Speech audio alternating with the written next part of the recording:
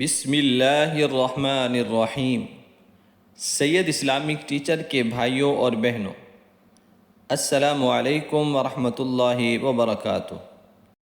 پیارے بھائیوں، آج ہم آپ کو کائنات کے سردار آمنہ کے لال در یتیم کا بھوک کا واقعہ سناتے ہیں۔ جب حضور صلی اللہ علیہ وسلم مسجد نبوی سے باہر آئے تو دیکھا سامنے حضرت ابو بکر اور حضرت عمر فاروق رضی اللہ عنہما کھڑے ہیں۔ چہرے پر عجیب اداسی ہے۔ کہا، عمر، ابو بکر، اس وقت کیوں کھڑے ہو؟ کہا، حضور، بھوک نے گھر میں ٹکنے نہیں دیا۔ ہم نے سوچا کہ حضور صلی اللہ علیہ وسلم کا چہرہ مبارک دیکھ لیں تاکہ کچھ پیاس بجھ جائے، کچھ بھوک مٹ جائے۔ حضور صلی اللہ علیہ وسلم نے فرمایا، میرا بھی وہی حال ہے۔ جو چیز تمہیں گھروں سے نکال لائی ہے وہی چیز مجھے بھی نکال لائی ہے۔ چلتے ہوئے حضرت ایوب انصاری رضی اللہ عنہ کے گھر کے پاس سے گزرے۔ حضور صلی اللہ علیہ وسلم کی خوشبو پا کر باہر آئے۔ عرض کی، بندہ نواز، آج میرے مہمان نہیں بنتے؟ فرمایا، تمہاری مرضی۔ گھر آئے، چٹائی بچھائی، حضور صلی اللہ علیہ وسلم کو بٹھایا۔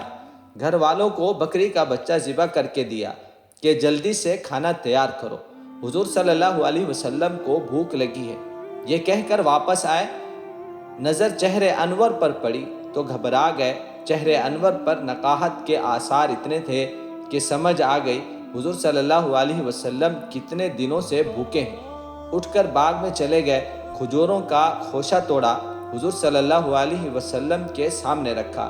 کہا، بندہ نواز، جب تک کھانا تیار نہیں ہوتا تب تک یہ کھجوریں تناول فرمائے۔ کھانا تیار ہو گیا، دسترخوان لگایا، حضور صلی اللہ علیہ وسلم سے عرض کی، کھانا تناول فرمائے۔ حضور صلی اللہ علیہ وسلم جب تشریف فرما ہوئے تو کپڑا اٹھایا تو جب دیکھا کھانا ہے تو ایک روٹی اٹھائی اور اس پر چند بوٹیاں رکھی اور ایک خادم کو بلایا کہ جاؤ میرے گھر دے آؤ، میری بیٹی فاطمہ کئی دنوں سے بھوکی ہے۔ مالک کونین ہیں، گو پاس کچھ رکھتے نہیں، دو جہاں کی نعمتیں ہیں ان کے خالی ہاتھوں میں۔ آپ کو یاد ہوگا جب میرے حضور صلی اللہ علیہ وسلم کا وصال ہوا تو حضور صلی اللہ علیہ وسلم کی ایک زرہ ایک یہودی کے پاس گروی رکھی ہوئی تھی۔ حضور صلی اللہ علیہ وسلم نے زرہ رکھ کے اس سے قرض لیا ہوا تھا۔ یہ اسلام کی غربت کی کہانی ہے، اور پھر اللہ نے اسلام کو عمارت کے رنگ بھی دیے۔ آئیں آپ کو کہانی سناتے ہیں جن کو روایت کرتے ہیں حضرت علی بن حاتم۔ صحیح بخاری میں یہ روایت ہے، اور یہ حاتم تائی کے بیٹے ہیں۔ کہتے ہیں کہ میں حضور صلی اللہ علیہ وسلم کی خدمت میں حاضر ہوا۔ ایک شخص آیا اور کہا، حضور، غربت نے میرا برا حال کر دیا، اور اس نے شکایت کی، غربت کی، پسماندگی کی، اپنا حال سنایا، اپنی معاشی بدحالی کو بیان کیا۔ پھر ایک شخص آیا، آ کر کہا، حضور، میرے پاس بہت دولت تو ہے لیکن مجھے جس منزل پر جانا ہے وہ راستہ پر خطر ہے۔ اب مجھے بتائیں میں وہ راستہ کیسے طے کروں، میرے لیے کیا حکم ہے؟ تو یہ دونوں آدمیوں نے یہ باتیں کی۔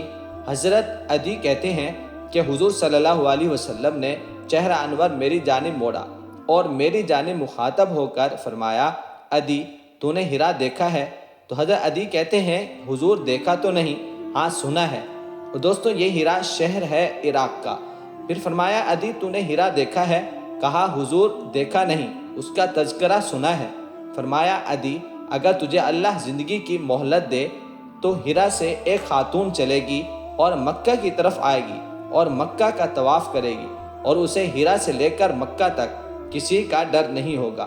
کہتے ہیں میں نے دل میں کہا کہ پھر بنو قے کے ڈاکو مر گئے ہوں گے جنہوں نے عرب والوں پر اپنا رعب ڈال رکھا ہے، تو وہ تو پھر ختم ہو گئے ہوں گے۔ کہتے ہیں کہ ابھی میں سوچ ہی رہا تھا، حضور صلی اللہ علیہ وسلم نے میری حیرت میں اضافہ کرتے ہوئے کہا، عدی، اگر تجھے اللہ نے زندگی کی مہلت دی تو تو دیکھے گا کسرا کے خزانے تیری جھولی میں ہوں گے۔ اس دور کی سپر طاقت تھی۔ میں نے کہا، حضور، کسرا بن ہرمز؟ حضور صلی اللہ علیہ وسلم نے فرمایا، ہاں، کسرا بن ہرمز۔ کہتے ہیں کہ پھر حضور صلی اللہ علیہ وسلم نے فرمایا کہ اگر تجھے زندگی ملی تو دیکھے گا کہ ایک شخص زکوٰۃ لے کر پھرے گا اور اسے دینے کے لیے کوئی مستحق نہیں ملے گا۔ حضرت عدی بن حاتم کہتے ہیں کہ پھر میں نے وہ دن دیکھا کہ ہرا سے ایک خاتون چلی مکہ کی طرف اور اسے راستے میں اللہ کے علاوہ کسی کا ڈر نہیں تھا۔ پھر وہ لمحے بھی میں نے دیکھے کہ کسریٰ بن ہرمز کے خزانے مسجد نبوی کے باہر پڑے ہیں۔ کہتے ہیں کہ تیسری چیز میں دیکھ نہ سکا۔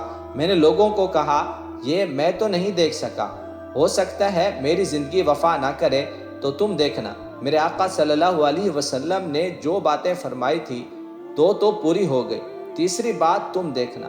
حضرت یحییٰ بن سعید رضی اللہ عنہ فرماتے ہیں کہ حضرت عمر بن عبدالعزیز کا زمانہ تھا تو انہوں نے مجھے افریقہ کی جانب زکوٰۃ وصول کرنے کے لیے بھیجا۔ میں نے وہاں سے زکوٰۃ وصول کی اور پھر میں زکوٰۃ لینے والے مستحقین کو ڈھونڈنے لگا۔ کہتے ہیں بہت تلاش کیا، مجھے زکوٰۃ لینے والا کوئی نہیں ملا، اور پھر میں غلام پکڑتا اور اسے آزاد کراتا رہا۔ حضرت عمر بن عبدالعزیز کا زمانہ ہے اور ان کو گورنر عراق خط لکھتا ہے کہ اتنی رقم ہے، اس کا کیا کروں؟ تو حضرت عمر بن عبدالعزیز رحمۃ اللہ علیہ نے کہا کہ وہیں عراق میں بانٹ دو، یہاں لے کر نہیں آنا، اور جو زکوٰۃ کے مستحق ہیں ان کو دے دو۔ وہ کہتا ہے کہ جو مستحق تھے ان کو دے دی، باقی کوئی نہیں بچا، میں کیا کروں؟ حضرت عمر بن عبدالعزیز نے کہا اچھا پھر جو مقروض ہیں ان کا قرض اتار دو۔ کہا قرض بھی میں نے اتار دیا، رقم پھر بھی بچ رہی ہے، تو میں کیا کروں؟ تو حضرت عمر بن عبدالعزیز نے پھر لکھا جو لوگ شادی کرنا چاہتے ہیں ان کا حق مہر ادا کر دو۔ میں نے کہا وہ بھی کر دیا، پھر بھی رقم بچ گئی، کیا کروں؟ پھر لکھا اچھا جو غیر مسلم ہیں جنہوں نے ٹیکس دے رکھا ہے ان کو قرض دے دو اور ان سے کہو کہ جاؤ ان کا کاروبار کرو، کھیتی باڑی کرو، اور ساتھ یہ بھی کہہ دینا کہ قرض کی فکر نہ کرنا اور زیادہ اس میں پریشان نہ ہونا، جب دے سکو دے دینا۔ یہ بھی وقت دیکھا اسلام نے، اور یہ دور بھی دیکھا جب چتھڑے پہنے ہوئے، جب پیوند لگے لباس پہنے ہوئے تھے۔ اللہ کا دین اس وقت بھی غالب تھا، اور جب گلیوں کے اندر ریشم بکھرا ہوتا تھا، کوئی اٹھانے والا نہیں تھا، دین اس وقت بھی غالب تھا۔